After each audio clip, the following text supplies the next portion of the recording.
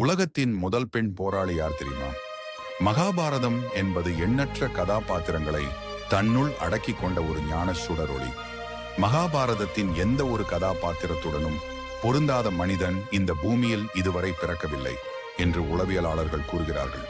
பீஷ்மரை போன்ற பெரியவர் இயல்பாகவே எல்லோர் வீட்டிலும் இருப்பார்கள். எல்லா தந்தையும் திருதராஷ்டிரர்கள்தான்.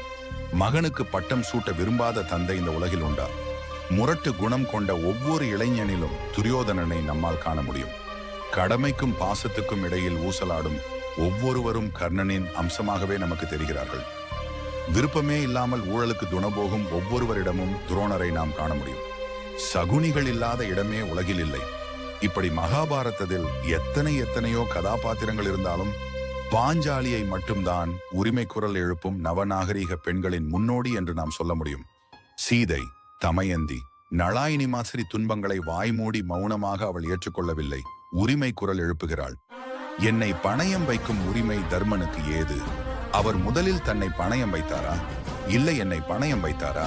தன்னையே ஆடி தோற்ற ஒருவர் என்னை எப்படி பணயம் வைக்கலாம்? மனைவி என்பவள் ஒரு பொருளா? மனைவி மீதான கணவனின் உரிமை என்ன என்று நடுச்சபையில் நின்று நீதி கேட்ட முதல் பெண் போராளி பாஞ்சாலி. தனக்கு இழைத்த கொடுமைக்கு எதிராக போராடி பழி தீர்த்த முதல் பெண் போராளி பாஞ்சாலி. அதனால்தான் மகாபாரதத்தை பெண்ணுரிமை காப்பியமாக தமிழில் வடித்து தந்த சுப்பிரமணிய பாரதியார் இந்திய விடுதலை போராட்டத்தை பாரத போராகவும் பாஞ்சாலியை பாரத தேவியாகவும் உருவகப்படுத்தி பாஞ்சாலி சபதம் எனும் அமர காவியத்தை தமிழில் அளித்தார். இது போன்ற பயனுள்ள வீடியோக்களை பார்க்க சேனலை சப்ஸ்கிரைப் செய்து கொள்ளுங்கள். நன்றி.